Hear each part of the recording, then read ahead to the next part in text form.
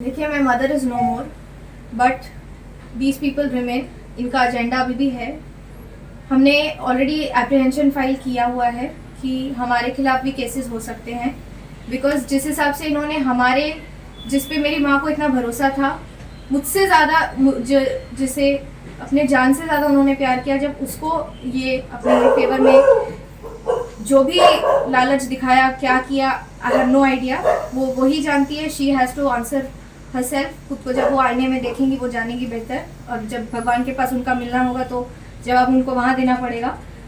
हमारे ऊपर भी अगर ये और मैं ये लड़ाई के दौरान कभी हम पर कुछ होता है या हम में से कोई मराब मिला आपको, तो आप समझ जाइएगा कि मेरी माँ की तरह यहाँ इस लड़ाई ने और इस करप्शन ने, इस डिसबिलीफ ने हमें कंज्यूम कर लिया। जैसे कि जो हमारी माँ को पूरी तरह से इन्होंने अंदर से इतना तोड़ दिया कि she succumbed to all her hopes.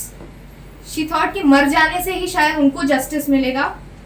इस तरह उनको टॉर्चर किया गया। क्या हुआ पुलिस स्टेशन में हमें पता नहीं। यहाँ तक बराबर थी, हिम्मत से आई, वो अपना स्टेटमेंट देने जाने वाली थी, स्टेटमेंट देने गई। अब वहाँ उल्लास और जिया ने और पुलिस ने मिलकर क्या उनको टॉर्चर इतना ऐसा कर दिया कि उनको मर जाना ही ठीक लगा।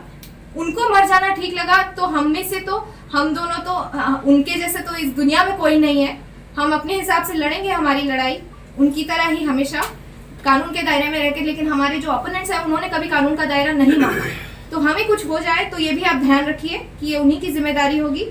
और हम पर तो केस अभी जिस तरह माँ को फंसाने की कोशिश की तो हमारे पे होने ही वाला है। तो आप सब जान के रखिए। आपके जब भी नॉलेज में ये बातें आएंगी तो आपको ये चीज़ें याद रखनी होंगी। धन्यवाद।